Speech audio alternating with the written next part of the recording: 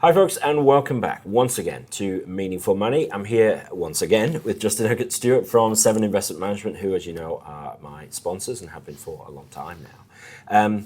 We've been talking about the world economies, going all around the world, how these economies interact, how they work together and sometimes against each other, but how they affect your finances. And it's that one now that we just need to wrap up with. So Justin, it's a big world. Very different economies. But of course, what people really want to know is, what about my money here in Blighty, my pension money? How on earth does all this stuff affect my retirement or my ISA, whatever, right. And how does it? Well, the answer is it's vital. And it's same for me too. And that's why it gets very personal with these things in terms of how we make sure we look after our money. Because we look after your clients and our clients, my money in exactly the same way. The answer is making sure, going back to those old-fashioned disciplines of how you actually run money. First of all, of course, it's actually with you and the team, getting the planning right, first of all. Sure. Once the individual plan's sorted out, we can then work out what sort of investment returns we need, by what time, and at what level of risk. Now, in terms of what's happening around the world, we need to take advantage of what's happening with these to see how they're growing and developing and the risks that they're taking so that we can try and invest people's money in those areas to try and get those returns. Remember, returns come twofold. One, it's actually whether the price of the stock or bond actually is rising in the right way. And two, the yield you're getting by way of any form of interest or dividend you're getting or coupon you're getting on that. That's vital. So by making sure you have that right spread, gives you the right level of risk. And basically what you're doing, the further you're going away from home, the greater level of risk you're going to be taking. So by the time you're getting those frontier markets and emerging markets, then you're taking a bigger level of risk. However, when you come back to money domestically here, what do we do? The answer is, good news is, actually, the UK is an incredibly international market to start with.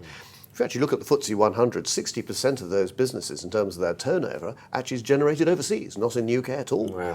So we don't actually have to go very far for a lot of international exposure. Having said that, it is also useful to have exposure to, if you see some growth in the Eurozone, we think there actually should be some exposure there, and you make sure you cover the currencies as well, because we want to hedge the positions there to make sure that you can suddenly do well on your stocks, and you find the currency goes wrong. Exactly, and it works against you then when you bring the money back home. Exactly. So we watch that and hedge where appropriate.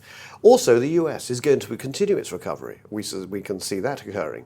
And so there we'll be taking advantage of that. So a proportion will be over there, not just in the large caps, also some of the smaller companies as well.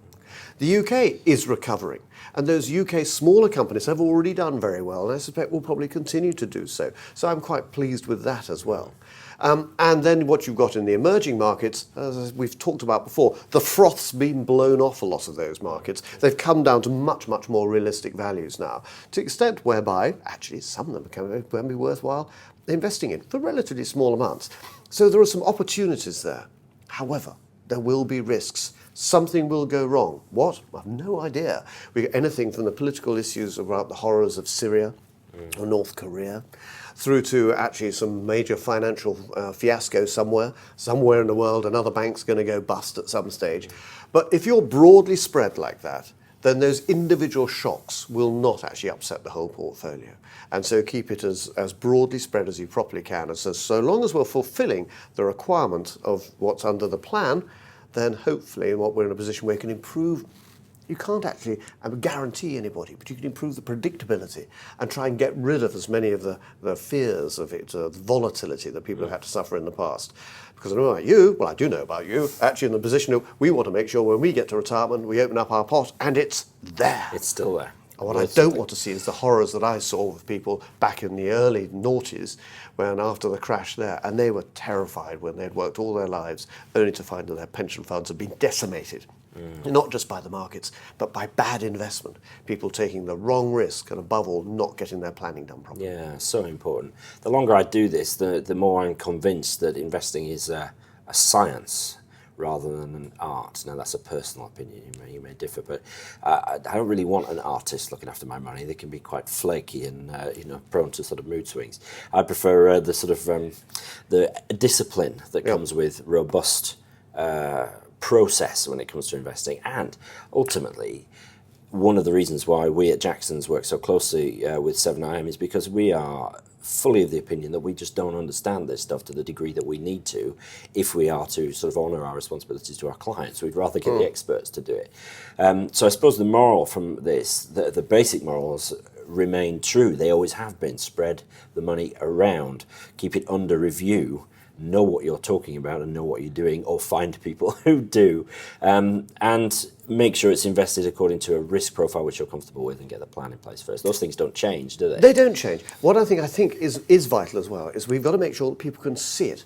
I want people to understand what's happening with their money. Really important. To be able to see what am I invested in and why, and to be able to have the answer. If I can't get the answer back, then there's something wrong.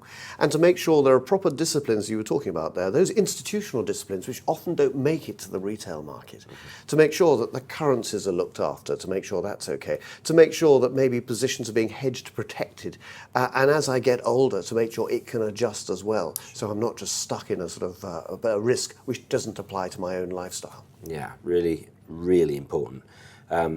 It's so important to engage with your money. The head in the sand approach isn't helpful to anybody. So hopefully these have been helpful just to give that a little bit more information about how the world works, how it affects you. As ever, if you have any questions, then just leave a comment under the video here, and I'll probably forward them on to Justin because he knows better how to answer these things than I do, perhaps. But I hope you've enjoyed these. Please do leave any questions or comments. Justin, thank you so much. Really appreciate your time. Thanks a lot. No doubt we'll see you again before too long. Thanks for watching, and we'll see you next time. Thank you. Bye-bye.